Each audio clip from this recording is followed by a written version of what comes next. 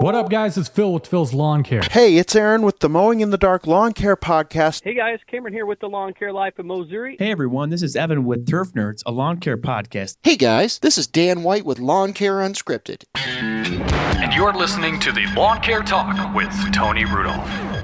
What's up, guys? We have a special guest, as always, around. I always want to say in the house, but he's not actually in my house, but maybe at some point. But right now we have a really cool guy, the LBC OG, Marcus Tate. It's in the building. How you doing, bud?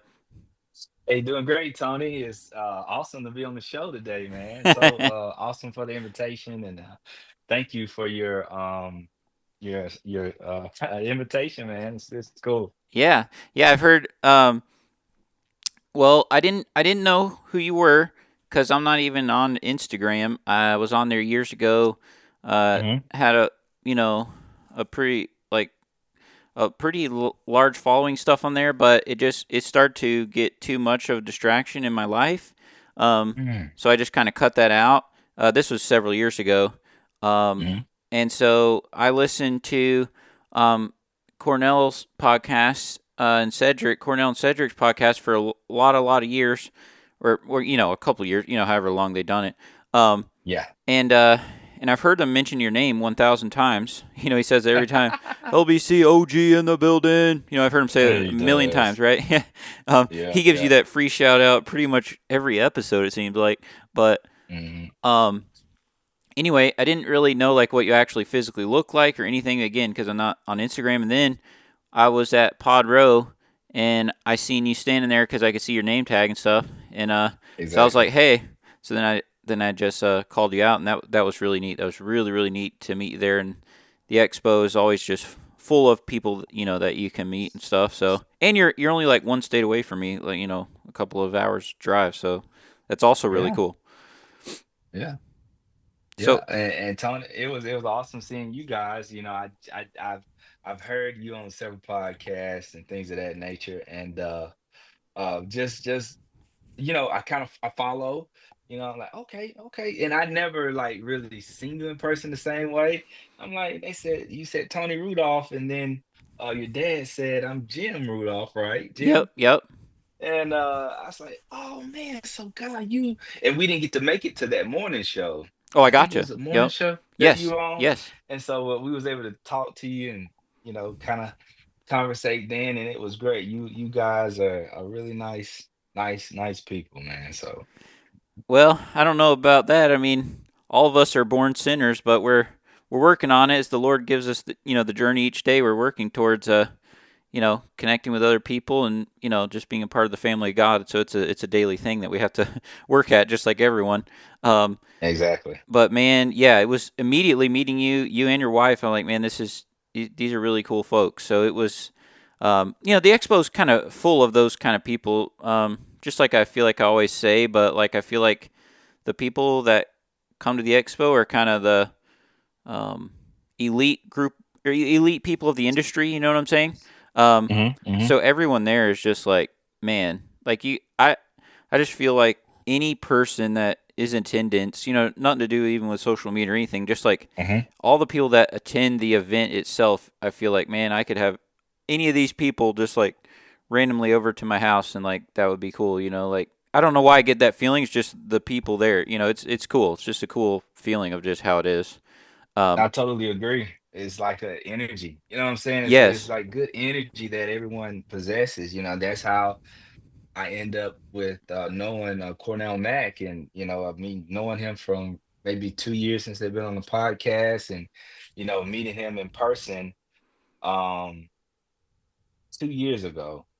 Yeah, when we were at the expo, and we had a conversation, him and Cedric, and it's we hit it off like we were old pals, all of us, and we ate dinner together at the end of the expo 2 years ago, and then this last expo, we were able to kind of get back together like a reunion, and just talk about business, talk about life, talk about our families. And it's such a wonderful thing to see. Yeah, I mean, I support what those guys are doing. It's awesome what they're doing. It's just, like I said, their whole show's basically centered around Instagram. And again, I have no problem with Instagram. You know, I feel like it's a great thing for most people. It's just for me and where my family is, you know, right at this moment and stuff. It's just not really a great thing for me. Totally understand. Yeah, but again, you know, that's why I'm not able to be involved with it more on a weekly basis. But I'm gonna figure out how to be on their podcast at some point. I had Cornell on my podcast. I think it was just like kind of right before the expo, and that was great. Awesome.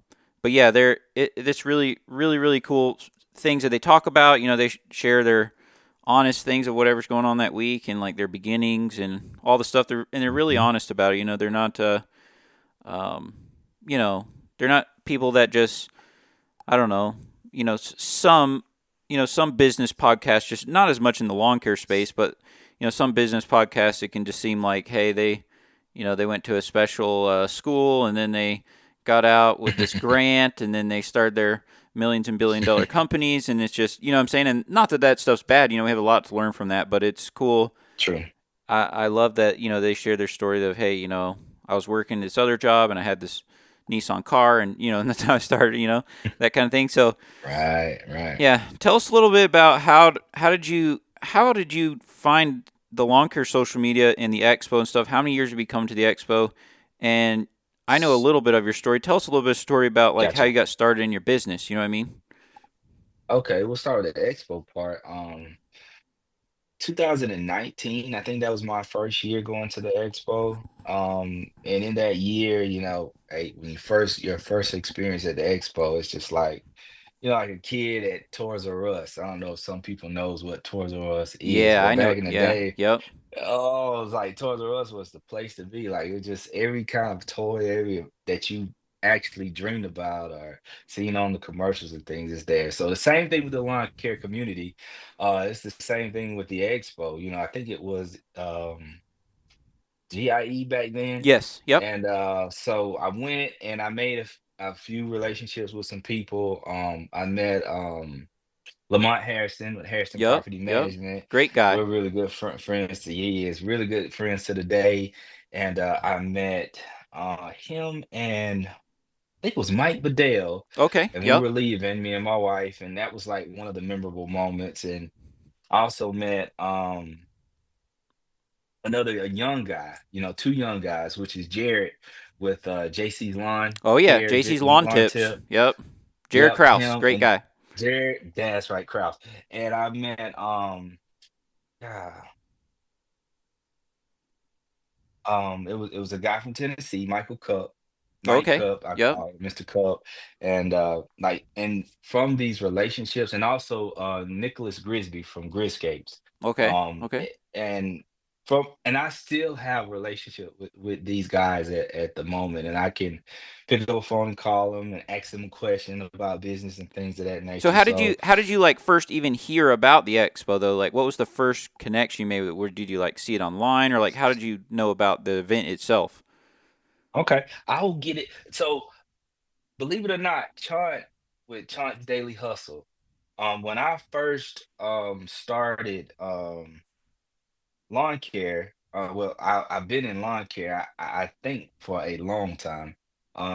Since I think we've kind of all had this story, you know, my grandfather, who was the one who kind of he cultivated me into um just outdoors because he was like an outdoorsman. He was a farmer. He was a peach farmer here in South Carolina.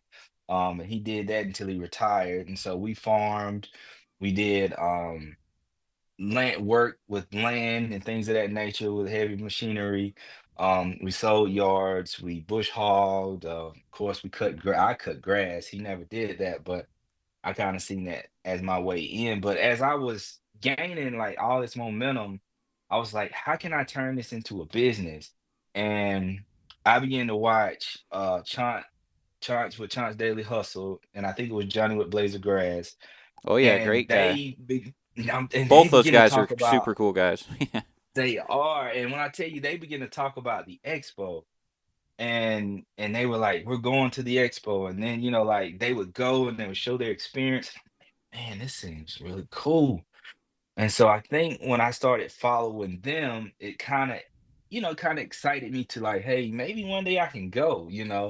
And through that process, through watching YouTube and just trying to find how to make lawn care profitable, and how to like make it a business. Like where I come from, a lot of people they have businesses. And I know Paul Jameson calls them stuck in the truck, but a lot of times we had like businesses that we did work on the weekend. We may Yep, make a yep. little extra money here and there, just to kind of make the ends meet, things of that nature. But I was searching, like I see people with these trucks, they have their name on them.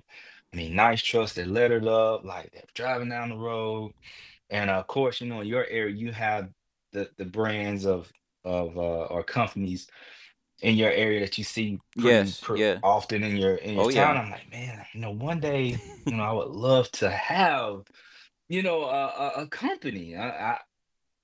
I want a company. A lot of people say I want a business, but I want to establish a company that, can not only provide for my family, but also provide for, other families. So, but that's pretty much how I got into the expo, because like just watching YouTube, trying to figure this out, trying to figure out like how can you be profitable, and but seeing the success stories, like I see where um the beginning journeys you have to be disciplined.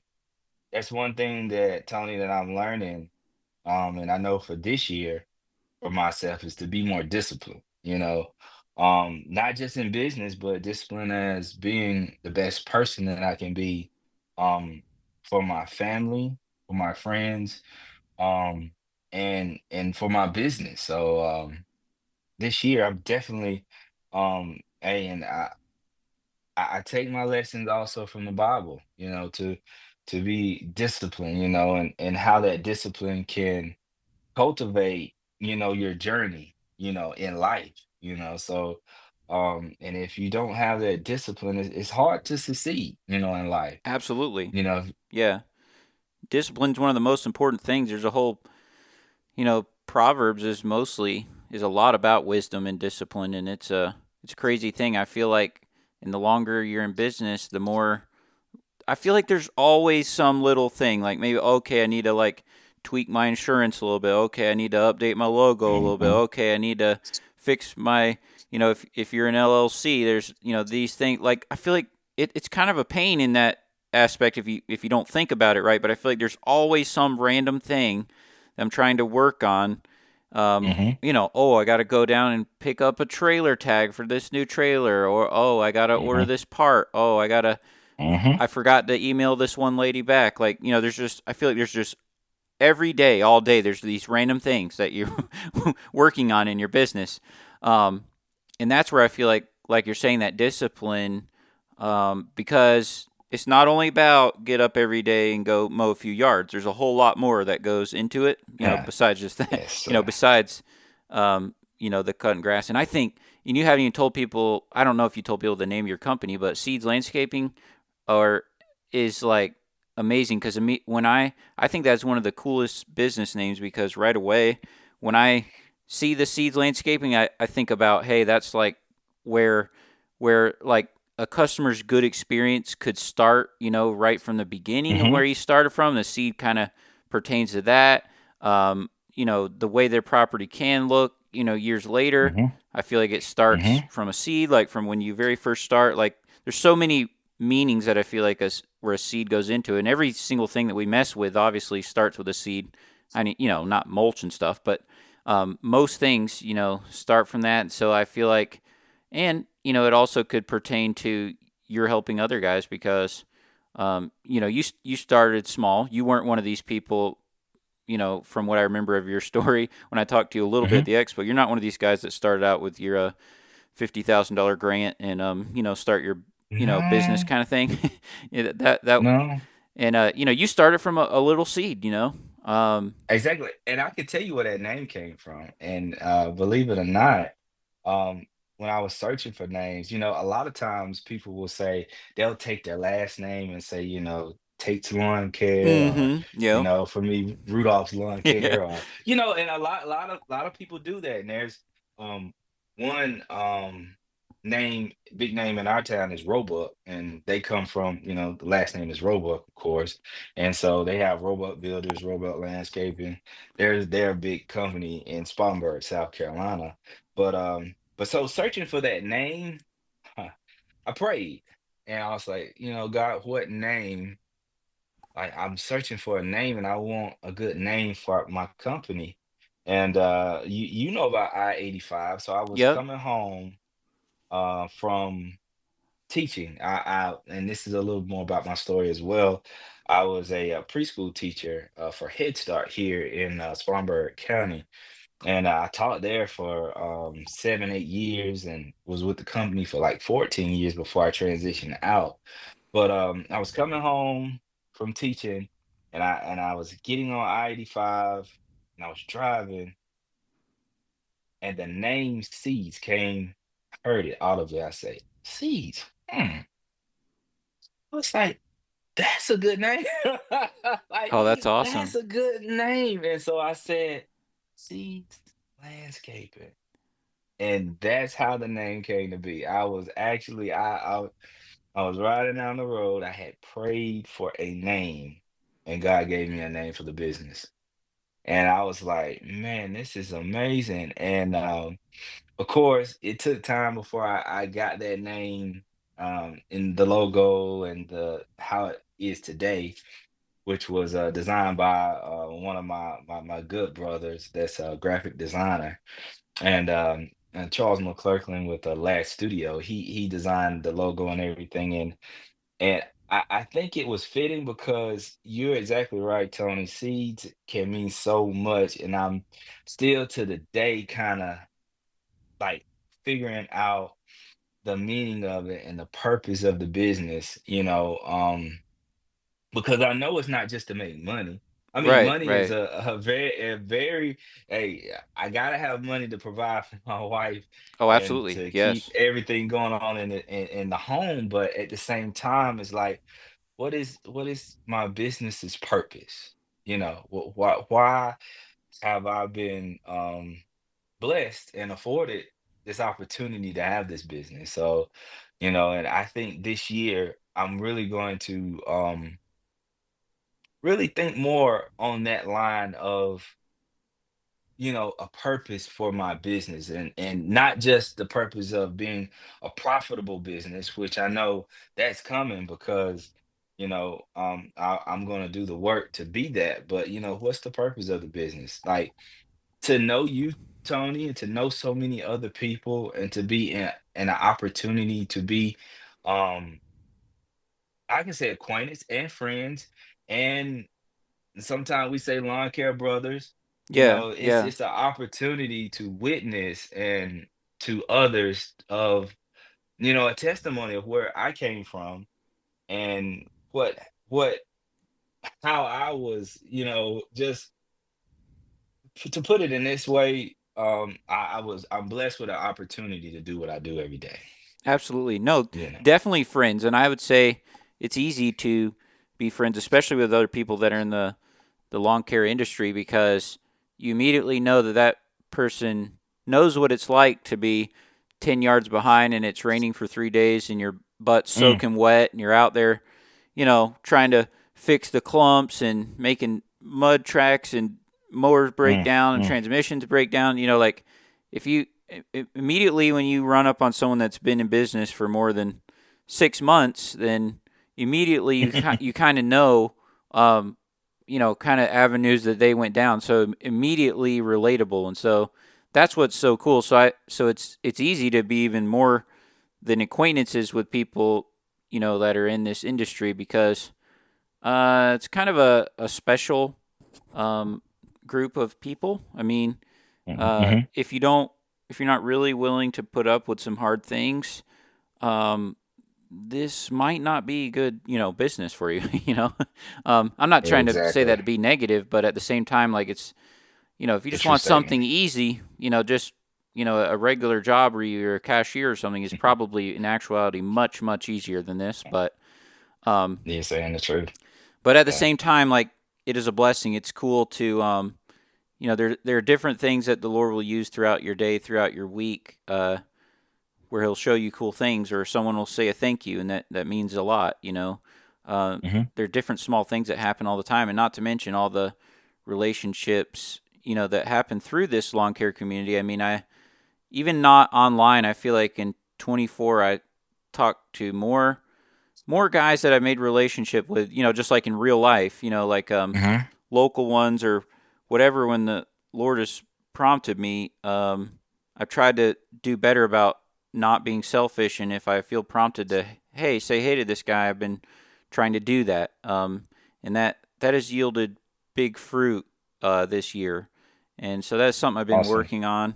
But it's also cool, even if you go to the expo and stuff, I try to meet at least, I don't know, probably 10 or 20 new people that I knew nothing about, just random dealer that you see in line, or, whatever. And that, you never know where those kind of things will lead. You never know where one relationship will lead, Exactly. It's, so we just, every day, guys, it can get easy to feel like, man, we're not a big deal because we're just lawn guys, and we just, the leaves and the grass, they come back after another week. We just go back out there, we clean it up again. Yes, that is what we do, but at the same time, we're fixing a problem that they had. Yes, the leaves come back, but yes, the leaves the leaves are back again, and somebody has to deal with it. Just like people that serve food, because you eat your lunch. Well, next day you're going to be hungry again. It's just, I don't know. It's just how it is. So we have to dig deep and find that true purpose, like in our job, to be fired up about, hey, yes, I've cleaned this yard 10,000 times, but today I'm going to do it and make it look good today, and that can put a smile on someone's face, and that's kind of I feel like you kind of got to love this business if you're gonna do it for a lot of years and be successful with it, like Marcus and a lot of these guys are. You have to love it. You have to love more than just that quick $50 that you make when you first start. There's a lot that goes into it, in order to stick in it. Locally, I know where you are too. Like, you'll see solo guys, and maybe they do it a max of 2 to 3 years, and if they either grow the company because they don't want to actually mow the grass anymore, or they get burnt out and they quit. So it's most people go down one of those two avenues, which none of those are bad. Like I said, it's not for everyone, but but the Lord, there's a lot of purpose in what we do, and working the sweat of our brow. And, even Adam and Eve worked in this garden originally, and it's kind of what we're doing modern day. We're kind of sort of like farmers, not really, but sort of. Yes. And, it's really cool. It's really cool. And I feel really good about what that we do too, because there's some careers, like, for example, I could, let's say a young couple comes in and I was selling cars, and they, I can see, I pull their credit and stuff, and I can see they making 50 grand, and they want to buy this new SUV that costs, 70 grand, right? And I, in my good conscience, I could not sit down and sign their life up for that, for the, the financing on that. Like, I couldn't sleep at night doing that, knowing that is like a financial bind that is going to put them in, just like careers like that. Like, I couldn't do that. I couldn't feel right about doing that. And that's one of the things that I feel like we don't really think about, but I love about what we do. Hey, this is the price. We take care of this service for this price. If you want it, great. Right. If not, that's fine.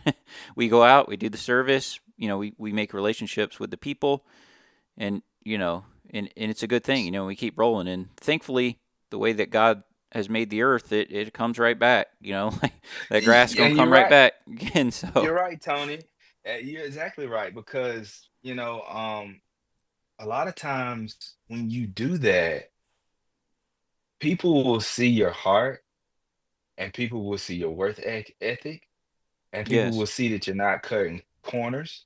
People will know, oh, this person's different. Like he's not trying to get over on me. That's what one thing that people will say. A lot of times in business, people are looking for people that they can trust, people that they can have a good working relationship with, and a lot of time in business, it's about that trust. Like, who can you trust? And a lot of my clients, some of my clients are retired, older people that they have to be able to trust somebody that I know that when Seas Landscaping comes on my property, that they're gonna cut, they're gonna do a good job, they're gonna blow everything off, they're gonna make sure my car is not dusty or dirty, they're gonna make sure my porch is clean, they're gonna make sure they're not throwing grass in my AC unit, HVAC unit. They're gonna make sure if there's anything in there, they're gonna blow it out. And if something happens on my property, they're gonna let me know and they're gonna address it. Like, so, and that's one principle that I like to live by, is like, whatever we do, we got to do it heartily. Like, we're not doing it unto men, but doing it unto the Lord. Like, we're Amen. Yes. working not just for man's approval, but we're working for a higher approval. And knowing that when we do that, our inheritance, and our reward is not from man, but it's from the Lord that we serve. So, and that's one of the principles that I try to stand on as much as I can, and to do a good job at every property that I do. And if there's something, even if I see something, I say, well, you let me know. If there's something, I've said this several times to some of my clients, if there's anything that I need to come back and do, if you see that anything's not something that's undone, I've checked. If there's something that's undone, you just call me and let me know. We'll come back. We'll do whatever needs to be done. So I want that working relationship with my customers. And I know you've probably heard us talk about my papa, who recently Yes. passed 2 years Yes. ago, Papa Bob, and he always told me. He said he gave me a lot of good principles. He said, if you're gonna do something, he said, do it right. He said, if you're gonna cut grass, make sure you're doing the best job you can. Like, and when I was on my job teaching, he said, if you teach, he said, do the best that you can. And from doing the best that I can as a teacher, um, I worked with Head Start. It was a big thing at one time. I was the teacher of the year for Head Start, Oh wow. because I love I love the students. I love the kids. I love the parents. Like, I had relationships with them. Like, I looked at each and every one of those children as like one of mine, even though me and my wife don't have children at the moment, but we both love children. So we were teaching them, and we wanted them to be successful, and we wanted them to come back and say, they used to call me, Mr. Tate. Mr. Tate, uh, I'm doing such and such in my life. And we have students that have graduated, that I went on to college, and they're doing well in their life. I'm not saying we're the only reason that they're doing well, You but had a part in it though. Yeah. we were a part. And the same thing with lawn care, taking that same outlook, that if I can do something here at Miss Susie's yard, and if I can do something here at Miss Cleveland's yard, then Miss Cleveland may say, hey, I got a good young man that's cutting my lawn. Give him a call. And a lot of time, your name, the Bible talks about that name. Your name it's important to have a good name, as a business, as a person, just as a friend. It's important to have those things. And one more saying that my papa said, he said, and this is I didn't know how huge it was until today. He said that we were not put here on the earth just for ourselves. We were put here on the earth for others. And at the time, I didn't realize that, Tony. I'm like, what is he saying? Like, I understand that we are not here for ourselves, but what is he saying? But the older I get, the more I understand, if you're the best Tony that you can be, you can affect so many people. And if I'm the best Marcus that I can be, I can affect so many people with just being a good, positive person of value, and noble and upright. It helps other people to say, well, that there are good people in this world. There are good Absolutely. people that are that are doing things right, and a lot of times, the bad is always shown, but there are people that are they're reputable companies in the area. A lot of times people want to go on the negative, but there are, people that want to just do right, Yeah, you know. yeah, yeah. There are a lot of good people. Like I feel like our world today, the media and stuff. That the the few the 1% of crazy people, they kind of get all the attention. You know what I mean? But Hmm. um, Hmm.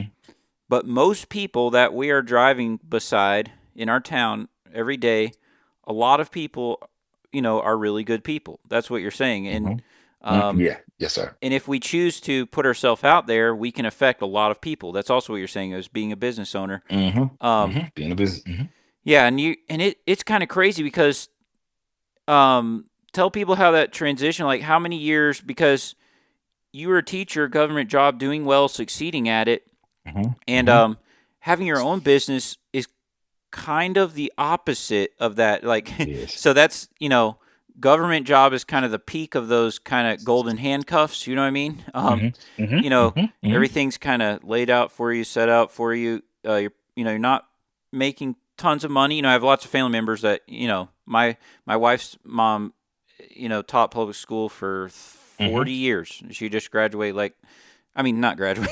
You know what I'm saying? Retire, like, Yeah, um, retire. Yeah. yeah, a year to go, and she's still like subbing and stuff. You know how that goes. And it's funny Hmm. because like even though she retired for that long, they still like they hit her up a lot to like, hey, can you sub for this? Hey, can you do this? um, Because she was faithful. yeah, yeah, she worked there like literally, I think since the '80s or something at the same school. Um, Wow. like the same county. You know what I mean? I think she like That's amazing. few different positions, but Hmm. primary school. She did some stuff with Head Start and this and that. Um, Yeah. and so, yeah, but what that's lawn care's kind of the opposite of that. You kind of, however big you want to build your company is kind of how much unlimited income that you can get, but there are no. It's the opposite of that government thing. Like, there's nobody It putting is. retirement for you. There's nobody paying your insurance. Like, it's the opposite, of that. But at the same time, so like, why would you go for that? Because most people, 90% of people in our world, this is kind of a different subject, but most people, We got. they're not really. I feel like nowadays more and more people are kind of starting side hustles and things, but Mhm. and when me and you were Mhm. growing up, I mean, everyone just said, "Oh, yeah, if you can just like get a job with the government and just have those Mhm. benefits and stuff, and that's the way to Mhm. go. Like, if you can get that, man, you're doing good in life." and uh, On your way. and Yeah. now you're basically doing the opposite of that. So how long were you like doing both? Like, tell the transition, or why Okay. would you being, it wasn't like you were doing terrible at that job. You're doing great at that job, and then why would you Mhm. move over into lawn care? You know what I'm saying? Gotcha. Well, I think I can go this way with it. Um, when I got out of high school, like I was like I didn't know exactly what I wanted to do. Like I didn't have that purpose like locked in. And in my family, there were teachers. There were teachers and principals, a lot of educators, and I was like, I like education. I love kids. Maybe education is the way. But growing up as a child, I can say from maybe like 6, 7, 8, 9 years old, I've always loved being outside. So like I've always had a love for outdoors. And I had a grandfather that was able to show me like the ropes on outdoors. And every summer, I spent my summers with him. So I had two different things going on at that time. So, but I went to college, and I told my mother, and this is the thing, I said, Mom, I said, I want to work with my hands. And she's like, well, just think about it. So, and I'm like, I don't know how, like, how do I make money working with my hands at 18 years old? Like, we didn't have YouTube like this, Yeah, yeah. back. Now I'm from 40 years old. They didn't have like YouTube to say that, hey, you be a lawn care, you're entrepreneur, and like all these keywords that's going on now. Like, I didn't have that. Like, all I had was um examples that were in front of me. And the only example of a business person was a person that was doing things on the side type deal, you know. I mean, vaguely I knew a few people, but it wasn't like, hey, you can go make this a career or a business that can feed your family. So teaching it was. I went to college for 4 years.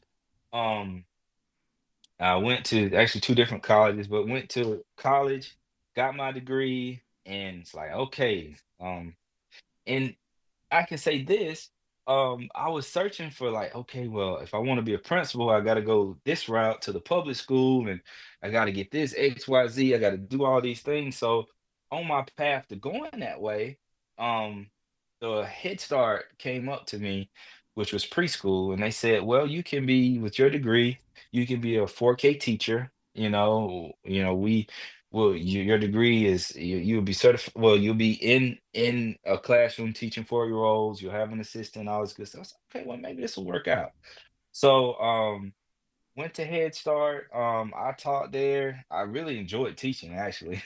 I enjoyed teaching. I enjoyed um my process there, and I taught for 7 years. Met my wife at that same school that I started teaching at, Larissa. Well, it was worth So it just for that, then, right? well, what are you talking about? So I Yeah. guess, hey, God said you need to go by Head Start first, get Stop your by wife there before quick. you, Yeah. yeah, before you go on out and get seeds, and so you can have some help on the way. Yeah. So, so from 7 years there, I taught.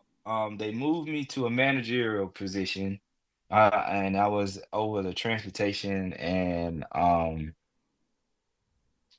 facilities maintenance over the building, kind of like a building manager as well. So, but did that for another 7 years, and in that transition of time, I was like, as I was, teaching, I would get off in the summer, and a lot of times with Head Start, when the summer came, like we didn't get paid. Oh So wow. like we either had to because they didn't have the 12-month payment set up. So Gotcha. you had to either save your money back or either you drew unemployment or however that was. And I hated like drawing unemployment. I know hate is a Yeah. Yeah. strong word, Yeah. but I didn't like it. So I said, what can I do? So I said, how we started. Got a push lawnmower, a weed eater, and a small blower from like I think this secondhand blower that my papa, somebody gave to my papa. Yeah. And Yeah. I said, well, I can go out and cut a few yards, and I can kind of make some money. So I did that for several years, just on and off several years. And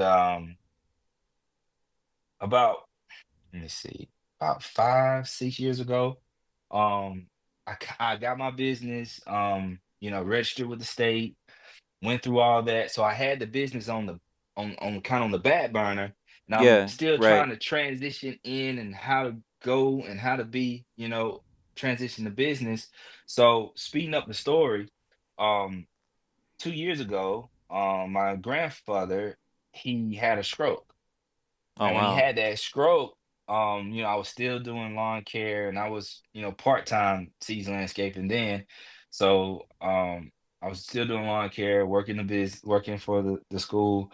And I was like, man, I'm not spending time with my family. Like my grandfather needs me a little more. Mm-hmm. So I said, Yeah. well, let me go ahead and make this decision. I said, I think what I should do, praying and really looking at everything as far as family wise, financially as well. Like, can I make this leap? And I said, I think this is a good time. So made the leap.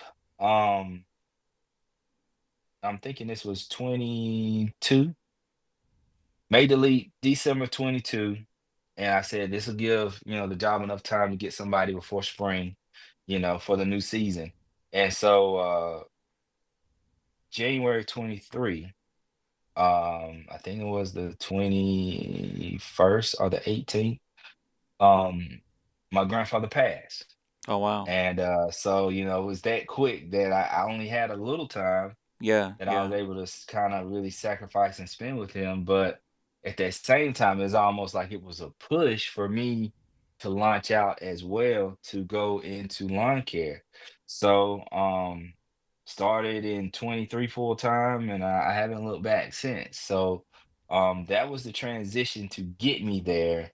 And well, the one thing that I said that kind of told me to like, hey, you need to do it now is because like I'm not getting any younger. So I Right, said I right. need to if I'm going to strike, like some people say, you got to strike while the iron is hot. So Yes. I said, Yeah. let's go forward in this, like, and I'm not, hey, I can't look back, so that's what led me to that transition to get to lawn care. But it was also, Tony, I always had a love for outdoors. Like, I just love the outdoors. I love just being outside. I love nature. I love the lessons that I learn every day.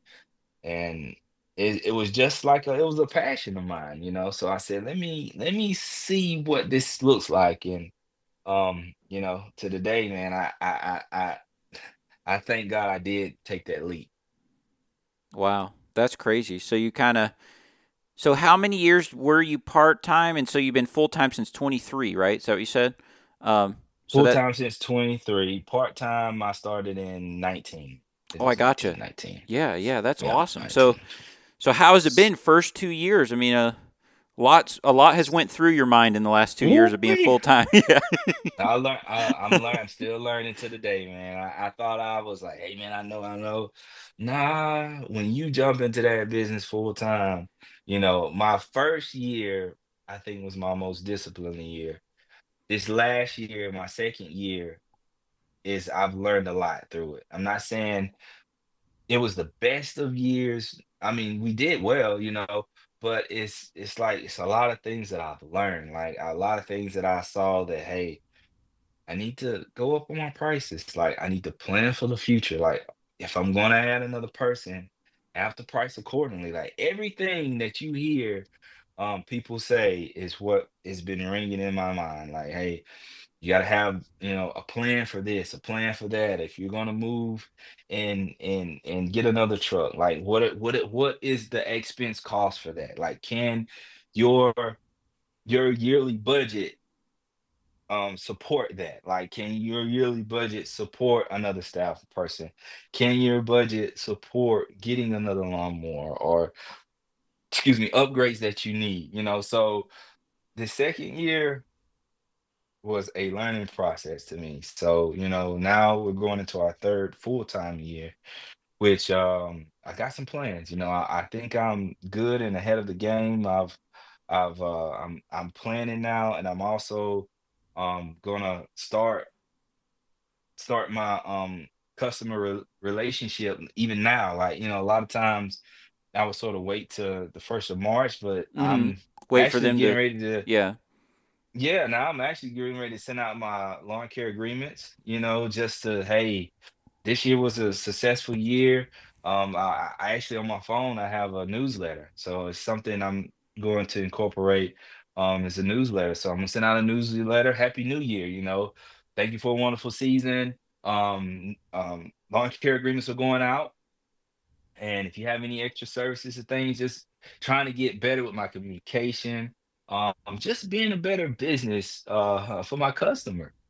So that's what I'm learning, that if I can be a better business for my customers, they will more so say, hey, well, he's communicating regularly. He's always letting me know what's upcoming. Like these are things that I'm learning. These are things that I'm going to implement more for next year. So I'm really looking to have a more successful year than last year, and I want to continue this cycle. That is awesome. What an awesome story. And yeah, I really, really like that, and I like your attitude going towards this thing. I mean, the opportunities are endless for you. I want to keep my company small, but whether you want to do that or if you want to do the 100 truck thing, I think you have the capability to do either one. And I've had my business 13 years now, and Wow. I feel like something, but I've never done anything besides lawn care for work. So I worked in my dad's company as an employee starting at Awesome. like 12 or 13 after school. I was homeschooled, so I was part-time then, in the afternoons and stuff. And then Mm-hmm. Mm-hmm. 14, 15 got my learners, and I was able to do some of my school at nights and stuff. So I was basically full-time then. So like I've been around it for my whole life, I've never done anything besides lawn care, and so Awesome. I'm a good 20 years in, of doing lawn care 5 days a week, and so yeah, there's a lot of things, but when you start your own business, it's a whole nother, because maybe I was good at mowing grass and pulling weeds and that kind of thing when I was an employee of my dad's company, but he didn't want to really build infrastructure into his company to like grow it super large, because he used to have a company like that when I was young, and he doesn't really want to do that right now. So his plan was me and my brother, hey, if you want to, start your own company when you're an adult. He didn't hand me any yards or anything, but he did, he would offer advice, and, we would have his blessing to start our own, if we want to. And so what I did was, this was in 2011, I started mine, just like anyone else, me and my wife, I print out these cards on Vistaprint, we put it out, and, I get one customer here, that I do on Saturdays, two customer on Saturdays, and slowly built up. And so, but my younger brother wanted to stay working in his company. He didn't want to branch out. He didn't want to have his own business, which, that's fine. Gotcha. But as he got older and he got married and stuff, he, take on more responsibility in my dad's company. And so, I was 5 days, then 4 days, then 3 days, then 2 days. But eventually, since my brother take on so much more responsibility, eventually it got to the point where my dad's like, hey, this might be a good time for you to go full time. So I guess about 6 years, 5 years, 100% full time. But I still do projects with my dad. Like last week, I helped him. There's this little section of sidewalk that he had messed up, that he had to cut it because he repairs seawalls and all kind of stuff. So he had to re-pour the concrete on this thing, and so I went and helped him on that on like one of the weekend days. I might help him with a few things tomorrow. So it's not like, it's not like I have a bad relationship or anything. It's just just how we choose to do it for now. And so I just go work as an employee with him whenever I get a chance. If I get a free day, I'll go do that, make a little extra money, all is good, That's awesome. Yeah, so that's kind of how we do it. But I will say this, I don't know why I feel like I should throw this in there, but 13 years of doing my business, one of the things that has always been a pain point for me, I used to do all kind of biweekly yards, and people, just like anyone, people get behind on their bills and this and that, and that would always bother me, and I hate to ask them about it, because then you're kind of, I don't know, I just feel like you're kind of chipping away at that relationship when you're having to ask them, hey, why haven't you paid your bill, that kind of thing. I've been there, yeah. And so, I've been a part of also, I started my YouTube channel in 2013, and I started watching YouTube before that. So, like, I've been around the YouTube lawn care thing, the podcast and stuff ever since it started, pretty much. And so, and I've heard people 100 times say, credit card on file and this and that kind of stuff. But this year, I finally took it serious. I was listening to, Julio's podcast one day, because I don't partake in a lot of social media, but I do audio podcasts. I'm out here mowing every day. So like, there's not that many lawn care audio podcasts, even if you do Paul, everyone that's in it, there's still way room for way more, what I'm saying? Like there's thousands of lawn care Instagram accounts, thousands of lawn care YouTube channels, but, audio podcasts, not that many. So anyway, one day I was listening to Julio, and he uses this company called Helcim, Helcim. They have no idea that I even have a podcast or any of this, not sponsoring any of this stuff, but I finally took it serious, and because he was explaining how this particular company works. You're not paying every month. And it's like a flat, like whatever that company charges is what you get charged, depending on what type of credit card it is. And I was one of those people for many years. I said, that'll never work for my clients who work for a lot of older people. They will not be on board with that, all that. And so I wrote that off as an excuse for myself. All right. But then I just figure if I'm going to keep my company small, I really have to up my quality of life, move my business forward. And so I decided during the summer this year, I made like an unlisted YouTube video, and I sent it to all the people, explained how it worked, why I'm doing it.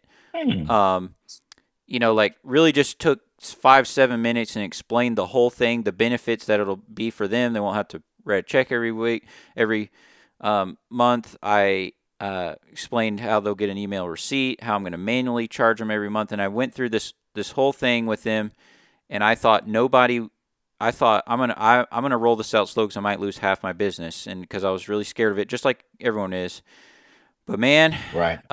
I had built such a good relationship. A lot of these people I've mowed their lawn 10, 12 years, whatever, long time. A lot of these 80% of the clients, I've done almost since the start. So Had a lot of trust. yeah, so I started rolling it out to them, and they were like, well, they were not super happy with it at first, but when they start thinking about other options, maybe check prices about other things, they were willing to branch out and try something of this just because that was the only option if they're going to keep me. And so Right. I implement Right. this, and so as of 4 months ago, it's been totally implemented. And I will say this: I should have done this years ago. Years ago, I should have done this. Right. On the last day of the month, every month, I am paid 100% of my money for all my lawn care. Now, I don't That's charge. beautiful. I don't charge in advance or anything like that. What I do is I just, do their month of service at the end of the last business day of the month is what I tell them I'm going to do it. So if I don't know, if the 31st is a Saturday or something, I might do it that Friday night or whatever. But so that way they know the last business day of every month is when everything is going to get charged. And then, I stay up for a couple hours doing it that last day. But so I manually go in and charge each account. And then what I do is I flip over to Yard Books, and then I type in, what I charge that customer for, what month it's for, or if there's extra services, what the extra money was for. And so I'm kind of double documenting. Yes, you could see that transactions in the Hellsome thing, but and so I pay $0 a month for the Hellsome thing. It's just it's so depending on a lot of people have signed up for ACH, Power Company. Everybody does that kind of nowadays. And so I did that. So that's only 1%. It's actually technically it's like 3/4 or something like that. But I basically charge the people 1%, and it could be up to 1% just to kind of depending on the transaction stuff. But anyway, so basically 1% for that, and it varies from like 2.5 to 3.5 depending on what type of credit card they have if they do the credit card way, and they can use a debit card in there because I'm a debt-free person. I own 0 credit cards, and so I'm not going to require my customers to have a credit card, but they can use a debit card on it. And like I said, there's no monthly fee. People that stop during the winter, you can just stop using it. They only take their cut of whenever you charge your money. Does that make sense? Gotcha. And so it is an amazing setup. I've heard Julio talk about it. I'm like, what the heck is Hellsome? It's a weird company, but it's not a weird company. It's actually, like, I've talked to them on the phone several times. Really, really, really good folks. And I've used it full time for 4 months now, and I just felt like I should throw that in there for you guys because 4 months of doing that, it's changed my life. Because, and here's the thing, because when before, because I'm year round and all that stuff, so when I pull up to customer's yard, I just don't like the feeling of I'm pulling up and I know that this lady's a month behind on her bill. Like, I just don't like that feeling. You know what I mean? When I'm out there cleaning up her yard, and it's usually 90% of the time, it's not like the customer's not being malicious or anything. Maybe they just forgot or they're on vacation or whatever it is. Or they just forgot. Yeah. But now I'm telling you, my whole feeling of my business has changed because now I know that I'm paid at the last day of every month. And I mean, a lot of guys will push back on this, but I am telling you, I have not found a downside to this yet. I pay $0 for my Yard Books, and I pay this percent on this thing. And also, when I implemented this to all the people, let's say it's it's one of our kind of medium to bigger lake accounts here that I have. Maybe let's say it's $300 a month or so, $350, whatever it is. Between a lot of my yards are between $250 to $350, a lot of the, and then I have a couple in the fives that are really big, few acre properties, and I have some couple tiny ones that are in the around 200 or slightly over. But anyway, because I feel like that's another thing, guys don't actually talk about their actual numbers. But so what I did was the existing customers, I was like, this is a system I'm rolling out. In order to keep me, you have to sign up by this date. I followed up with them. I called them. I sent them the videos so they could explain that. And then also, when I went to their house for months leading up to it, that means they're going to come out and they're going to ask you about this thing in person. So I had to explain in person. And several people, I went and sat down at their kitchen table and and all this stuff. And it was a pain for months, leading up to actually implement all of it, But man, that, forget, Steel versus Echo. I mean, this is a game changer in my business. Yeah, I like it. I pay $0, like I said, for my CRM. I document everything in that CRM. And then, I only pay for what I did on this. And when I implemented it, let's say the reason why I mentioned $300, because so a $300 account, if they sign up for credit card, it's like $8.50 or $9 a month that it would cost to do this service. You know what I mean? Okay, gotcha. And it's less than that if they use ACH. But so what I told them is, hey, when I roll this out, their price is going to increase by that much. Does that make sense? Gotcha. So not only did I roll it out and now I'm paid on time, but also they're paying for it, basically. Does that make sense? So, and they were, insurance is skyrocketing. All the other companies around are skyrocketing. You know how this works. It's just, life is in general over the last few years. So, so the fact that they're able to keep me, and I was only going up by $9, this year, $9 a month, which I started kind of basically at the end of the last year. I'm still way beating, a lot of my, those massive companies and stuff around, on price and things. And so I just feel like I should tell some people this because I've literally rolled this out. Like I said, I pay $0 in CRM and all that. I don't push any of that stuff. I'm not going to tell you to do something I'm not doing. And that's what I do. And I, Gotcha. This is our only income in our family, and I run this, and I love it. Be able to go to at the end of the month, start clicking all those buttons and all that money going into your bank account. I'm telling you, there's something about that. I'm telling you. I believe it. Yeah. Hey, I'm gonna have to get to something like that. So I really appreciate that. Yeah. And some of the other CRMs and stuff are fine. They kind of work with it. Let's say you have Jobber stuff, but see, you have to pay for Jobber, and then you also have to pay for the credit card processor that's built into Jobber. It's not included usually, I guess depending on what package you have or whatever, but so you pay for Jobber and pay for the credit card monthly thing. And then, and that can be that starts to be a lot of money when I ran the numbers. But if I can run a free software, because everything's real simple, because I don't need a very complex CRM because nothing gets behind. Everything is charged on the same day of the month. I just document all the payments in each account. And so it's really clean. It's really simple. Again, I have a small business. I'm not doing 200 accounts or anything like that.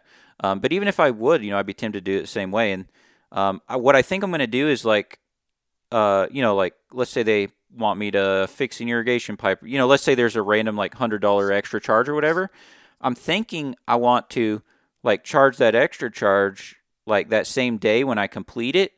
And so that way, when they get their bill at the end of the month, it's just the same thing every time.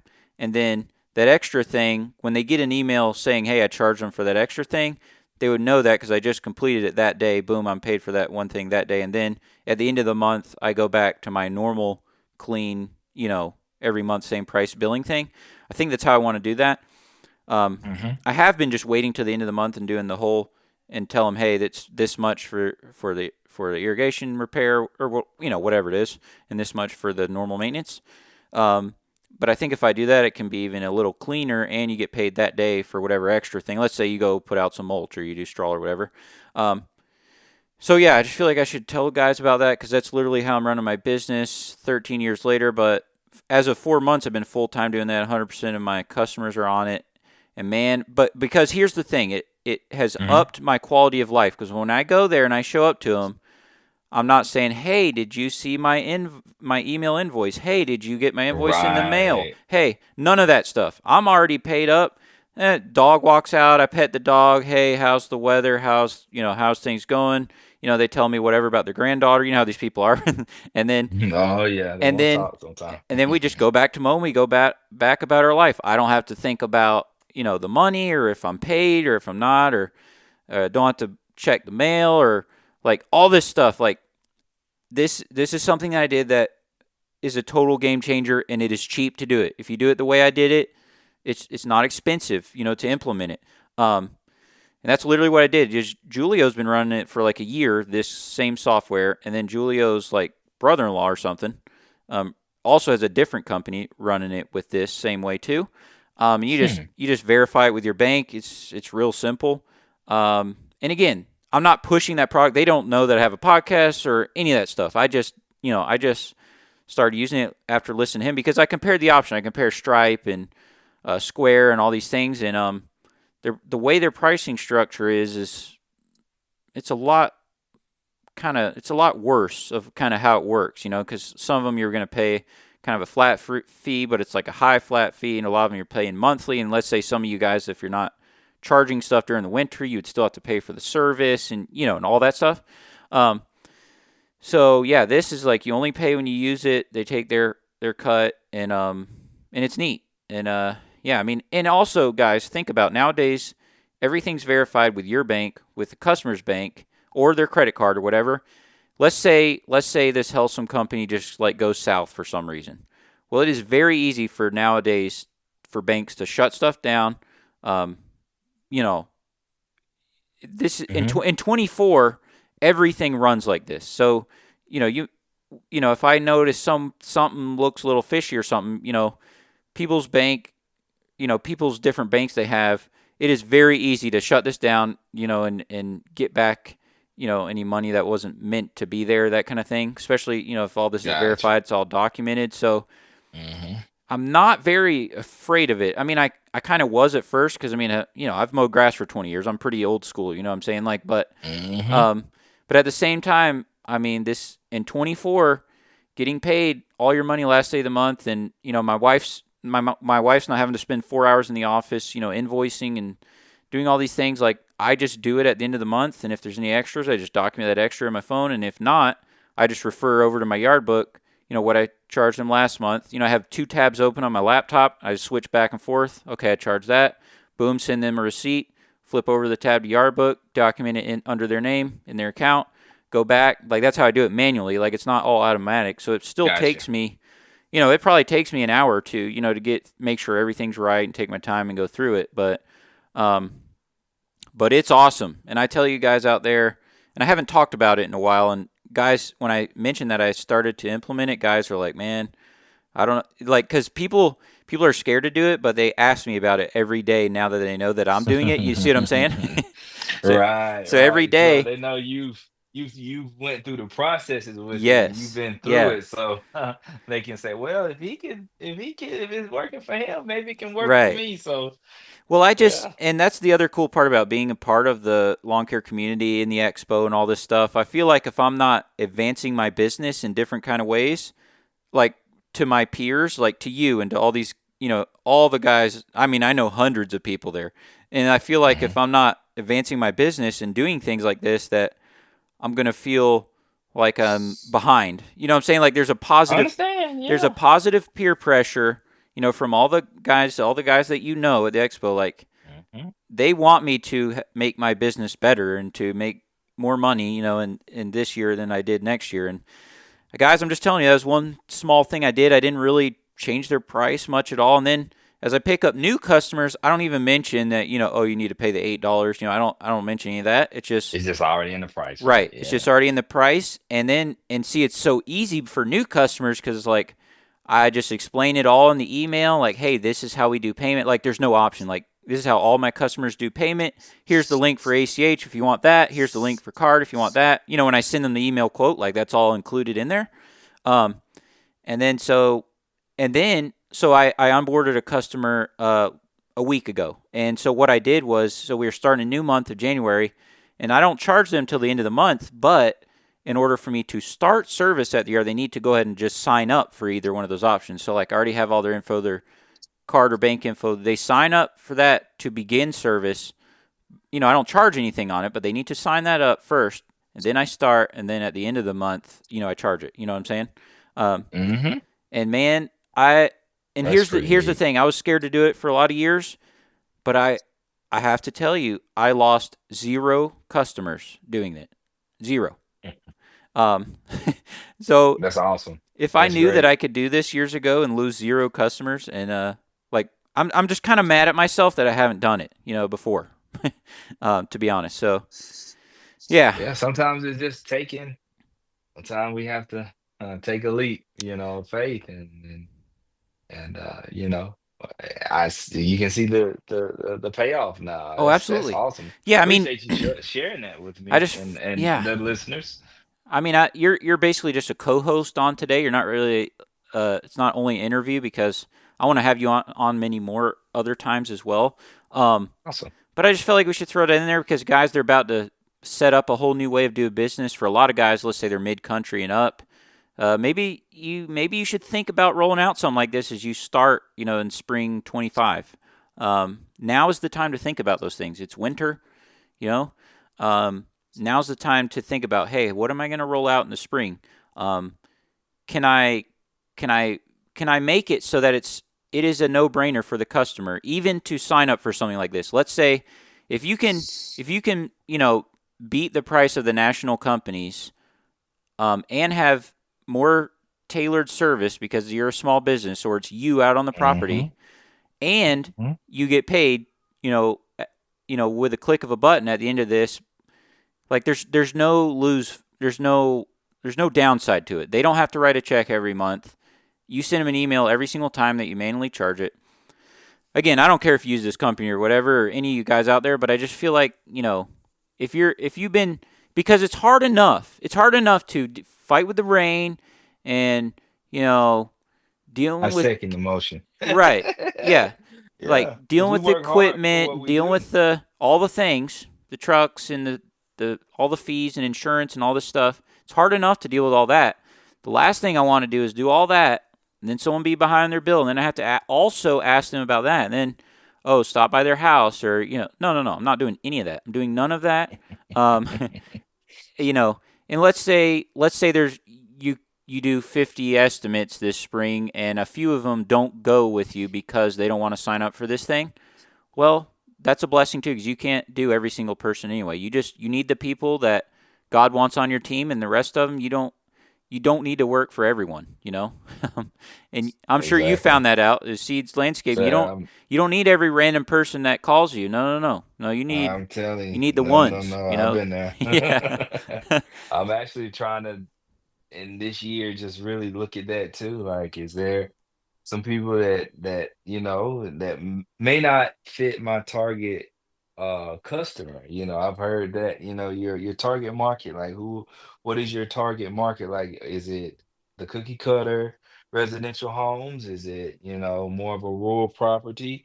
So, I'm going through that myself. Is it some commercial? Is it residential and commercial? So I'm I'm weighing those options myself this year. So Yeah, yeah, and I mean, yeah, and those are things you got to try it out. I mean, some of the biggest, best lawn companies in the whole world only do commercial, and so hey, maybe there's something to that. Why is that?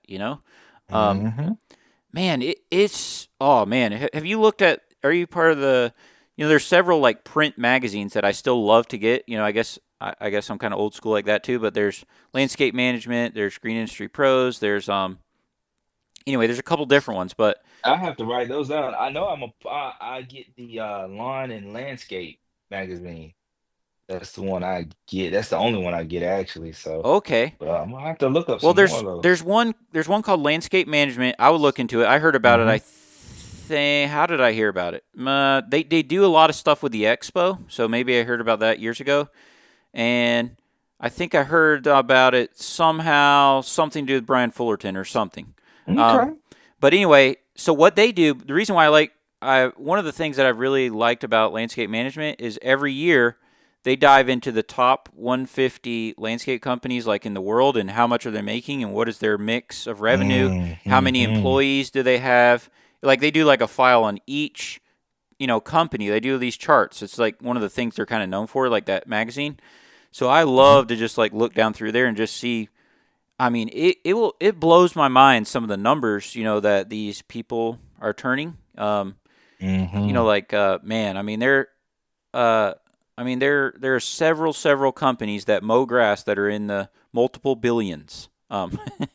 And it just Exactly. yeah, Yellowstone. They have a Yellowstone here where I live, and I didn't know they were such a national brand. Hmm. They're probably like number 3 like in the world or something. I'm sure they're in South Carolina too. Um, Oh wow. I know that. It's called Yellowstone. And they only do commercial, and they only do. I wouldn't say like they mow like McDonald's or something. It's not like that kind of commercial. It's like, maybe entrances to neighborhoods or whole sets of condos or that kind of commercial like that. Mhm. And man, it just blows my mind to look down through there and see all those charts and stuff. Anyway, so yeah, write that down. It's a free magazine and everything. Landscape management. You sign up for it. Gotcha. We'll look them up for sure. Yeah. And I just, guys, think about this, how cool this is. And this is why I definitely wanted to try to get him on the podcast on a Georgia snow day. I'm sitting here looking out the window, and there's still a lot of snow here. Did you get snow over there?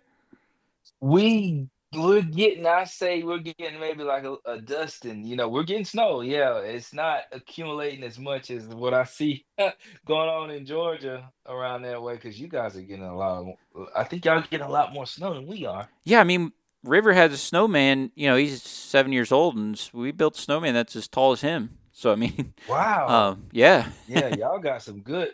Y'all got inches. Oh, yeah. Yeah, like you couldn't even see the road, even the main street or anything. Wow. And it's still kind of like that. And it's, yeah. But anyway, where I immediately, it was awesome meeting you. And I talked to Marcus for like literally 10 minutes, of my whole life. But then at least probably once a week, you're sending me an encouraging text, with a prayer at the end. And, oh, man, like, you don't know, like, that means a lot to me because, like, I'll just, just be some random time of the day. I'll be somewhere, some random thing. I look down, I'm like, and I just see the text because, like, I don't see, like, the name of who it's from. And you just start explaining this stuff out, like, in the notification. Then I'm like, oh, man, that's so cool. Like, immediately you just started hitting me up with that. And, you have a gift of, encouraging people like that. And so that can translate whether you're teaching or you're mowing lawns or whatever it is. Exactly. But tell people a little bit, because people want to know this stuff. What is your actual setup? What truck do you have? What color is it? What trailer do you have? How long is it? Is it open trailer? Is it enclosed? Is it dual axle? Do you run Echo? Do you run steel? Do you run battery equipment? Do you run, that kind of thing? Tell everything, because we got to talk about that quick before you get off here. I got you. So I'm running a Toyota Tundra. It is a 2006. That's nice. Toyota Tundra. Toyota makes a phenomenal product. Like, I mean, we are a family of Toyotas. My wife has a Toyota Highlander, and she had a Toyota Camry. So we have three Toyotas sitting in the yard. So 06. So that's even those older ones are even better. The older Tundras like that are even better. Like the new twin turbo one that came out, they're having a mountain of problems with that. But oh wow, twin turbo. Yeah, it's like that's different. It's on the 24s, you know what I mean? Which, I mean, I'm not buying one of those anyway. But I'm just saying, any Toyota Tundra that's like 18 or 19 backwards are probably the most well engineered, best built V8 half-ton pickup truck that is ever made, probably. I'm telling you, it is a good truck. So, and there are definitely run. Go ahead. Some people, there are some like things that are kind of interesting about it. Like some of the engines, like you have to take off the intake on the top to get to the starter. There's some things like that that are interesting, but that's still probably worth putting up with some of that stuff. Also, they tend to usually, because I've had every brand, they tend to get a little worse gas mileage than some of the others. But with us pulling trailers and stuff, that's not really going to be you're not going to get a lot of gas mileage anyway. You know what I mean? But so you guys have Tundras? No, I don't. Toyota. No, but you just know about them. I just know a lot about them. Yeah, I have a lot of friends that have them, a lot of friends that own them.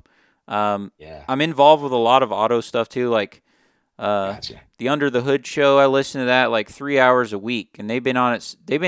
I listen to it on podcasts, but they've had a show since '91, and they're the number one like auto talk show like in the industry. I mean, hundreds and hundreds of thousands. They're like on a real life radio too, that kind of thing. Yeah, gotcha. And they're in South Dakota, but they also own like one of the nation's biggest, like, like when a car's wrecked, they disassemble it and, this part goes here, this part goes there kind of thing. Gotcha. So they own that. And then they also have one of the biggest auto repair shops in the nation as well. So they're like hands-on doing that. And then they just, one day a week, the three different guys that own the different parts, will do this talk show. And it's amazing. It's called the Under the Hood show. And Better look 'em what the up. show is, yeah, if you're out mowing, listen to this, because what the show is every day, all the show is, it's not just like boring talk about auto parts. No, the whole show is this person calls in, hey, I got a 2008 Buick, and this is what's going on with it. What do you think about this? You know what I mean? And then they talk about this call, the three different guys, you know, and they have different expertise in different areas. They talk about what it is, and then boom, the next call comes in, you know, and then they talk about this. So, man, like it is super.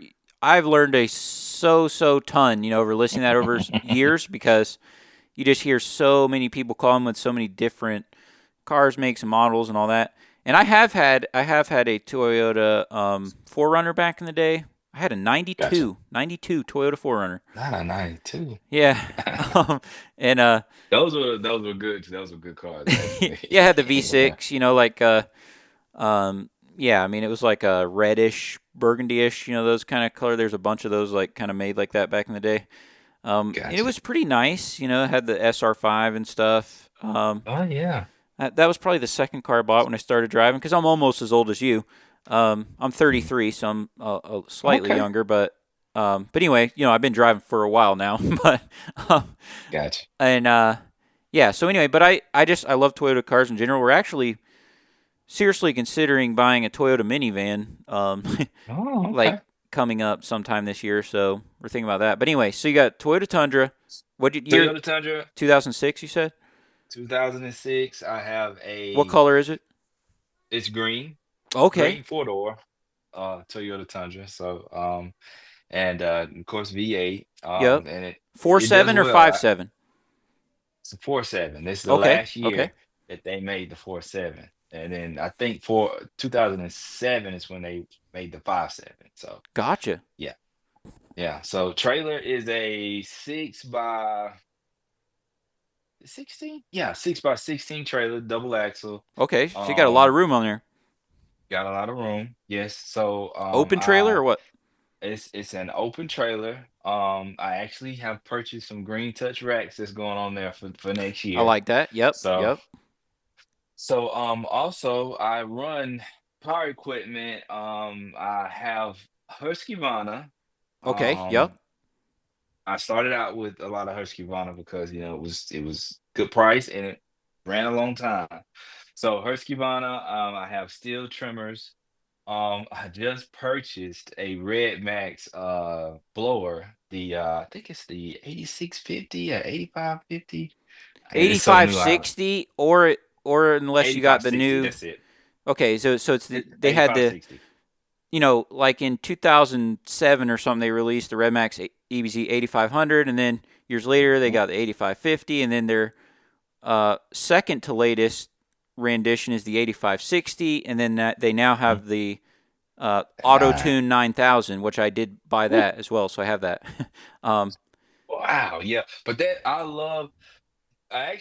I got the Red Max because I used to have an old Red Max trimmer that I was in love with, and I actually had it when I got my steel equipment as well. So, and I was running that just to see how it was, and I mean, it ran so good. It was actually secondhand, but I mean, I ran it for at least 2 seasons, and then it kind of went out on me, and I'm like, let me see about these Red Max trimmers and blowers and things like that, because I may purchase some Red Max trimmers for next year to try those out, because they're lightweight and they have a lot of good power. So, you know, of course, you know, lightweight when you're running a lot of yards per day, like it helps, you know. So what are you running that's Husqvarna then? Husqvarna, I have a Husqvarna blower, and I have a Husqvarna edger. Oh, I gotcha. So is the blower, is it like a smaller one? Is it a handheld blower? What Husqvarna blower is it? It is the handheld professional. It is the 5. Is it the 525 BX or is it the? Mm-hmm. Okay, the one that has the anti-vibration and all that stuff. Yep. Yeah, that's that one. That one's a beast. Yeah, I like that. It is. It's a good handheld, and you know, it's it's a quick pickup and blow, boom, boom, boom, get there and get things blown off real quick. So yeah, so that I bought that, just to transition out of. I had a Husqvarna 150 backpack blower, which was small too, but it The got the 150 job done. BT. Yeah, 150 Yep. BT. So that's all on the Husqvarna side, and the steel side, I have a 94R Okay. Yep. trimmer. Yep. I have a I've had 3 of 91 those, 2 of them. FS91. Okay, the Mm-hmm. 91. Yep. And I have the 45 hedge trimmer. I think it's HS 45. 45. Hedge trimmer. So that's what I have as my handheld equipment. And lawnmowers, I have a John Deere 54 inch cut.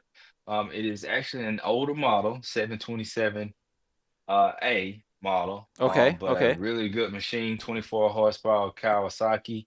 Well, no, it's 23 horsepower Kawasaki. And I also have a push Toro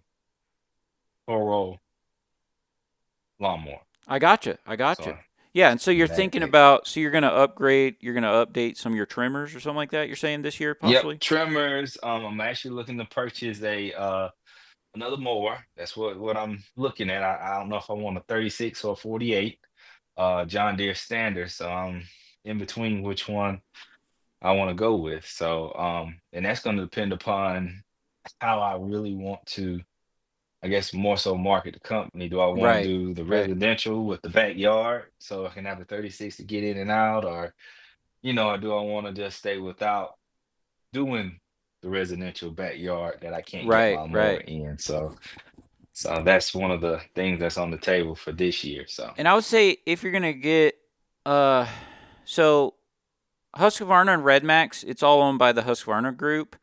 mhm. So Husqvarna Redmax, at this point, it's kind of like a Chevy GMC, kind of thing. Gotcha. Um, So there are a couple of models that carried over. I think it was bought out in 07 or 08. Husqvarna basically just acquired Redmax. Um, Oh, okay. and so, like the Husqvarna 580 backpack blower, 580 Mark II, 580 Mark III, that's the same thing as the Redmax 8500, 8550, 8560. See what I'm saying? It's just orange or red. Oh, Um, gotcha. but there are, a couple, the straps are slightly different, but I mean, you could take the same parts and move them back and forth. Now, on the trimmers, though, so they, like the BCZ 260 TS is like a popular one. I had the 230 TS. Now, but then they also have a new model, Redmax one, which is the same thing as I can send you, I have a clip of it from the expo, but Awesome. it's the same thing so if you have to buy a gas trimmer, I think one of the best trimmers on the market right now is the Husqvarna 525 LST. And so it's going to have the torque head. It's going to have, it's going to have all the things as 25.4 cc engine, I think, but it has an anti-vibration handle. Because those traditional Redmax ones, that's the downside because I've owned them. So the 260 TS one, like Brian Fullerton runs or something like that, the 260 TS or the 230 TS, the downside to them is their anti-vibration system sucks on those things. So, and they're very cold-natured as well. They don't start up super good. It takes them a minute to warm up. Same with the Echo, works kind of same way. But I've had all the Echo trimmers as well. So if I was going to buy one of those gas trimmer right now, I would get the Husqvarna 525 LST. It's kind of like their top of the line one, but not so big that you're going into like the full brush cutter mode kind of thing. Gotcha. So it's kind of like that mix of like their highest end one, but it's still a lightweight one. And that's going to have a little bit beefed up clutch, and it's going to have the gear reduction head. And like I would buy that one before I bought the 260 TS Redmax. But again, There's a Redmax one that looks exactly like the Husqvarna that they have now, the grip and everything. Again, because see the 94R and the 91 and all, they have anti-vibration built in. There's a little spring mechanism right where that grip meets the shaft where it goes into the engine, and you don't really realize that, but when you when you grab a regular Red Max 260 TS, you're like, man, this thing vibrates like crazy. So it's just something to think about. But see, Gotcha. the Husqvarna, the commercial Husqvarnas, they have a even more isolated anti-vibration system than the Steels do. So those kind of higher end Husqvarna models are going to be even smoother in your hands than they're going to be way smoother than even the Steels that you're running now. And I've owned all of them, but I mean, now I have a lot of batteries and battery set. I mean, I run a Milwaukee string trimmer like all day, every day. And that's just what I like. I mean, I don't like engine screaming in my ear and that kind of. I mean, I still run gas mowers and that kind of thing, but for leaf cleanup and stuff, like right now this time of year it's wet. I'm running that Red Max 9000 blower. But when it comes summertime, spring and stuff, I do all my string trimming with a Milwaukee string trimmer, like a straight shaft. It's a dedicated string trimmer. They're way less expensive than Husqvarna or Steel battery line because the batteries are way easier to get. Milwaukee's it's the same 18-volt platform that they have on all their drills and everything. Yes, nice. Which I mean, the batteries they use for the trimmers are way bigger capacity than what would be on a drill. Or what you would put on a drill, but still they're a lot easier to get a hold of and a lot better price for the amp hours of what you get. And still has full commercial warranty, everything like that. So anyway, so that's what I currently run. But my whole life I've ran gas trimmers until about, I think 2 or 3 seasons ago, I committed full time to battery string trimmer and battery hedge trimmers. Gotcha. No more gas on either one of those things. And blowers, the handheld blower is great from Milwaukee and even a lot of these battery companies, but there are random times when it rains or you get some storm or something, because I have a lot of trees in my properties where you're going to have to pull out, a big backpack blower, you know what I'm saying? So, but yeah, so I'm actually in the process this year for tax-wise, I bought an enclosed trailer at the end of the year, and I'm pulled all the plywood off the walls and putting foam board insulation, insulating the ceiling, insulating the walls, so that it'll be a little more mild in there, like during the summers. Like, it's not going to be air conditioned in there, but at least like the ceiling won't be 100 degrees, on the inside when I feel it, Gotcha. And so I'm going to have my batteries in there. I have a lithium deep cycle battery, so I'm recharging the batteries, in there. Just have a whole setup for it in there. That's going to be nice. And me as a solo operator, I mean, it's just nice. You can just listen to podcasts, things super quiet, all day. I love it. So most people are like, oh, you'll never pry the gas trimmer from my dead hands or whatever. But I'm telling you, when I started experimenting with this stuff, man, that is my favorite way to string trim, because you can't feel anything. You feel zero vibration in your hands. I guess, this, and if you guys, it's your first year in business, this stuff doesn't bother you, but 20 years of holding that string trimmer every day, these things do bother me. And so, so that's kind of what I started doing. I think the Husqvarna 36 volt, I think they have the very best battery tools of any brand.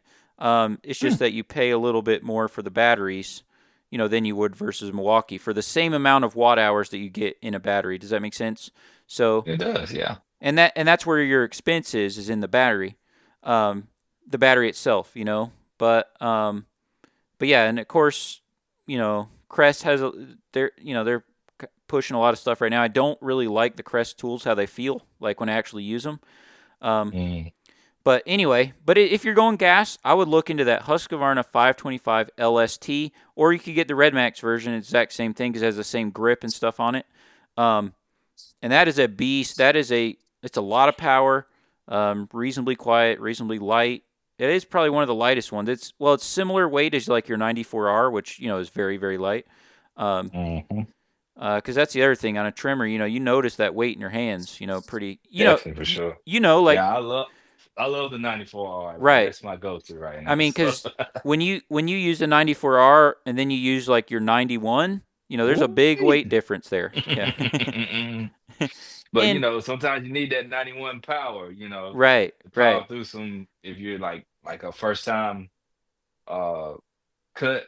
Sometimes it's kind of high around the edges and stuff. So I'll take that one and clean up. But as far as everyday maintenance, every week maintenance, it's 91, 94 for sure. Right. Yeah, and I still have the steel. I have the FS 130. So they have now it's the 131. It's just the newer version. But when I started my business, I got this basically the 130, and it's like you're saying, it's a beast. I mean, it's just like. Because the 130 is kind of like the even amped up version of that 91. So, I mean, when you press the throttle, it almost, like that 4-stroke, it almost just kind of goes straight to the rev limiter. Like it's a lot of power. It's unnecessary, just for string trimming, regular string trimming. But like you're saying, let's say you get someone where there's like the little overgrown area, or you got to whack down something that's kind of out of hand or something. Yeah, that the 4-mix, it really does come into handy. So yeah, man, that's cool though. So that's your setup. So green touch racks, and you got that the Redmax 8560. So do you have like the backpack blower rack and the trimmer racks and everything, or how does that store in it? Do you have a cage on the front? Cage or no cage? No cage on the front. Oh, okay. So you just have the racks. Well, actually, I have to put the racks on. I have I have the racks. I just hadn't put them on yet, but they'll be on for next lawn's cutting season. So the green touch, you drop some coin on them if you got the those are not cheap nowadays. They're not. No. I don't care if you got promo code or what, they still expensive. Exactly, they are. So, but it's necessary because I haven't had anything on there. So, and I see you you get this newer, updated equipment. You're gonna want to protect it. So, oh, absolutely. Like I have, my trimmers on the back of the truck. When I'm driving. So, and they're not locked down, which, they're not sticking out where you can see them, but still, it's an easy target for somebody. So yes, I said, I need to go ahead, if I'm going to do these upgrades and just protect my equipment even more, I need to have some kind of, protection, right, against that. Yeah, I would probably, because again, I've had probably 10 different trailer setups. I've had 4 enclosed trailers, 5 open trailers, everything from 16 foot with a cage. I have a little aluminum 10-foot trailer that's just lightweight for running around. I've had the whole gamut of things. Big enclosed trailers, small ones. I would think about putting that backpack blower rack like on the front corner so that it doesn't wobble back and forth when you drive down the road. It makes sense. You know what I'm saying? Like the front corner, so like you could set it right there on the corner and that way it's super stable. It won't, because one of your bolts is like on the front part, and one, like you can still have it turned perfectly sideways, but part of the bracket is kind of on the metal that's going towards the front. It looks good like that, and then you have zero wobbling. Okay. Nice. And then same with the trimmer racks. You got to make sure those things aren't, because that's annoying that they wobble back and forth. I don't know how they do on the new Green Touch ones, but like on the Equipment Defender, it it bolts through the rail of the trailer, and then it has like a leg that goes to the floor of the trailer, and then bolts to go through the wood of the trailer, and you put the bolts on the bottom. So that way it's not just bolted just on the top rail, and that's it. Right.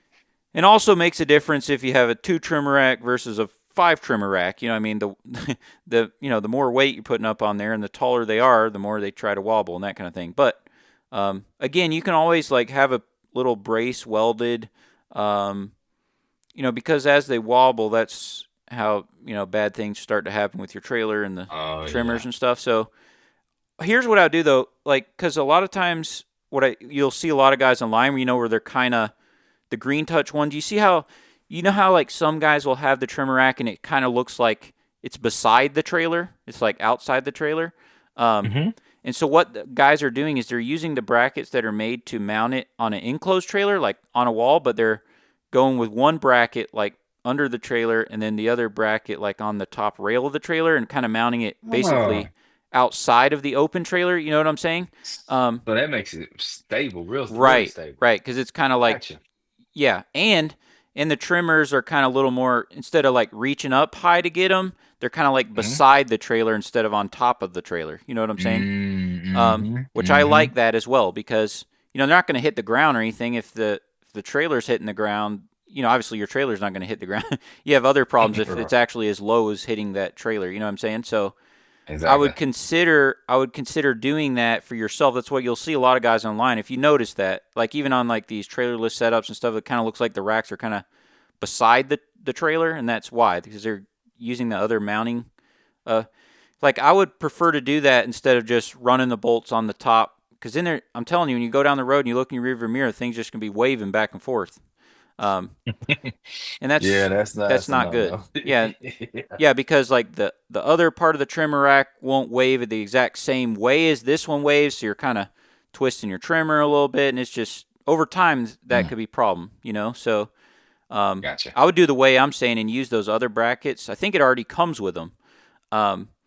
If you look, Okay, I'm gonna just check it out. just go on YouTube and look up Green Touch like mounting or whatever, and I'm sure they'll have a lot of guys that do that. And I actually think if you do that, it is the best trimmer rack on the market, even better than the mounting setup of Equipment Defender, because then it's kind of beside the trailer and you're not reaching up. So that lowest trimmer is like the lowest one is like beside the mesh of the trailer, on the outside of the That's mesh, neat. and then so that way, even if you had a 3 trimmer rack, it's only like as high as a 2 trimmer rack. Does that make sense? So Right. yeah, so think about all that. Think about where you put the blower rack. Like I said, if you put it on that front corner, that thing will be rock solid. It will not move. It will not move at all. That's exactly why I'm gonna put it down. Yep. Yeah, and you could kind of play with it. Like depending on I don't know how close you pinch your truck. Because again, if you put it sideways and not sticking out at all towards the front of the trailer, that's obviously it won't affect your clearance really at all. But some people will choose on purpose to kind of twist it to where the back of the blower is basically facing the corner of the trailer. You know what I mean? Like they'll turn it a little bit, and because you even get even more rigidity if it's like diagonal across the corner of the trailer on the front. You know what I'm saying? Like the little Yeah. and Yeah. I that's didn't think actually about what I that. did. That's what I did on mine on this little aluminum trailer. I put it like that. And that is awesome. Like you look down the trailer, you see zero movement. It doesn't move. It doesn't wiggle. And it You have to send me a picture of that one. yeah, it's cool. Nice. And I mean, so Green Touch was kind of the original one, and then from what I understand, again, I have no affiliation with either one, but I think that Green Touch it was like a split. Does that make sense? I see. So really, Green Touch is the original, and they'll if you look on their marketing stuff, it'll say hashtag like stay original and stuff like that. That's Yeah, I've because seen that. yeah. So Equipment Defender is kind of a ripoff off like it's similar design. Does that make sense? Gotcha. And I'm not saying anything bad about them. I mean, I have several Equipment Defender racks. I do like them. They are a little bit better price, but if you're just going, hey, I want the Mercedes-Benz of trimmer racks, I don't think it gets any better than the Green Touch. You know what I'm saying? So, but I just just like the green color because the green matches like the yeah, green yeah. in my truck and in my logo. If you see like the landscaping is that same green as the Oh, it'll be perfect. Yeah, green they touch. look Yeah. amazing too. They look amazing. Just how they just how they do it. And if you consider those mounting things, like I told you, those mounting tips, those things will be rock solid for 20 years on there. So, and kind of think about if you want them like in front of the axles or behind the axles. Which side of the trailer do you usually like to use them on? If it's all those different things. Consider if you like to have them both on the same side, or do you want to like alternate one so that one's not close to the other one? Kind of really think about that placement, so that way it's exactly how you want it, when you install them on there. I mean, some people even put their trim rack right across the front of the trailer. I mean, there's all kind of things you can do, I don't think I would do that because I don't want to reach over the tongue, to grab the trim. I don't want the tongue like hitting my leg. Like I'd rather just stand beside the trailer and pull it off. But yeah, a lot of things to consider. But it's cool because then you can build it out. You could have like a little toolbox mounted on the rail. You could, have the water cooler. I'm saying as you expand your collection over years to come, I'm saying there's a lot of things you can do. So, yeah. All right, bud. Any last words? Because again, I kept you for a long time, and it's been awesome having you on here. Anything else you want to share with the people? Tell them where they can find you on social, all that, and I and they can come meet you at the expo, right? I'm assuming you're coming. So There you go. Yeah, we'll be back again next year. So yeah, just look for me, and hey, I talk to anybody. So yeah, but yeah, you can find me on Facebook and Instagram, Siege Landscaping LLC. Look for the S with the leaf and okay, yep, landscaping in it. the logo, And yep. the logo. Yeah, there you go. And but that's pretty much it. Last words is hey, if I can do it, I mean anybody can do it. I'm Absolutely. nobody special, so Well, you know, I mean, that's exactly my story. You know, I have no horticultural degree. I have nothing special about me at all. Zero special. um, other than I just done it for a long time. But if I can do it, any of you guys out there definitely can do it. And that's what you're saying. Marcus is saying, hey, if he can do it, yeah, you can do it. yeah, you can do it. If you're thinking about it, like you're saying, it's coming up New Year. Hey, maybe they're a teacher, and this summer they're going to get laid off, and they're thinking about something. You know, just like you were. There's people in that position. They are, yeah. And man, so you're going to come to the expo. That'll be great. All you guys, oh, it's worth your trip. Use promo code Tony. Get your ticket for $12.50 right now. And for $12.50 for 3 days, you get to ride anything of any brand. You get to talk to, network with hundreds of people. They cannot make this any better deal for you if you just, it's almost free to do it, That first day, they're handing out food left and right. The welcome reception, I went to that the first time this year. They give you free steak dinner when you walk in there. Like, I don't know. It's just, man, it is a cool thing of how they have this set up, unlimited amount of swag and hats that you can get and that kind of thing. Man, it's just the most important thing I think is the networking, the friendship There like you me go. and you make. But then number two, Yeah. equipment is important. Like all these things we discussed, like, if you're going to be running a trimmer for 40 hours a week, it's important to test and know, about these different ones to, get the one you want. You know what I mean? So these things are important, and you can go outside and ask, like, why is this like this? Why does this feel like this? And hold the people, hold their feet to the fire on these things. Like, there's some things that your dealer's not going to know, but go out there and ask, and they say, oh, well, I'm not sure about this exact thing, but Keith over there in this, over in this other part of the booth, he'll know. I'm like, okay, I'm going to go talk to him then. Like I really, drill these people and get the info that you want. That's the place to do it. It's a tax write-off. It's kind of, I know for us in the South, it's kind of like the leaves are not super bad yet, but the grass is kind of a little bit slower. So There you go. it's hard. It's hard for me and you, just like anyone. Like, there's no excuses. It's hard for everyone to get there. We're still working and everything, but yeah. So you guys come meet Marcus. It's just, oh man, how do we even explain really the whole, experience of the whole expo as a whole? Like, can we You, really even you explain how have that is? you have to be there. You just have to be there. But when you get there, you will know what that feels like. And it does not do it justice, does it? When you see, YouTube videos, and yeah, you can show a few No. of the mowers and booths and stuff, and that's cool. All that's cool, but I don't know how to explain it, but it is nothing like that. In real life, it's a whole nother animal, I would say. Wouldn't you say that? It is exactly that way. For sure. Well, thank you guys. You heard his socials, but I'm going to every episode, whoever I have on the episode, I'm going to put any links that they're willing to give me in the description. And these come out every Wednesday. So this will be next Wednesday, bud, that yours comes out. I can't remember if it's the one, because I'm having a hard time keeping up what day it is with the snow day. But anyway, it might be this Wednesday, or there might be one interview ahead of yours. But please, when you get off this call, send me whatever links you want down below. Send them to me, because I go ahead and schedule it Gotcha. like right now while I'm, while it's hot in my mind. Go ahead and schedule the episode, and all that. So, all right, guys. So anything else last for us? If you don't have anything else, can you pray us out and we'll be off here? Oh, we can do that for Yeah. sure. Well, let us pray. Father, we thank you, God, for this day. Thank you for the opportunity of communication and friendship and fellowship. Thank you for being able to help us as as just normal people, Father, to be able to just do what we love to do. Thank you for purpose. Thank you for what you put in our hearts. Thank you for how you touch us and you help us, God, to be the best person that we can be. Thank you for every listener that's listening. Thank you for this platform, that it will reach all that you want it to reach, Father, for your purpose, for your vision to empower people to know that you are on their side and that they can be exactly who you are ordaining them to be. Thank you, Father, for the day. Thank you for my friend Tony.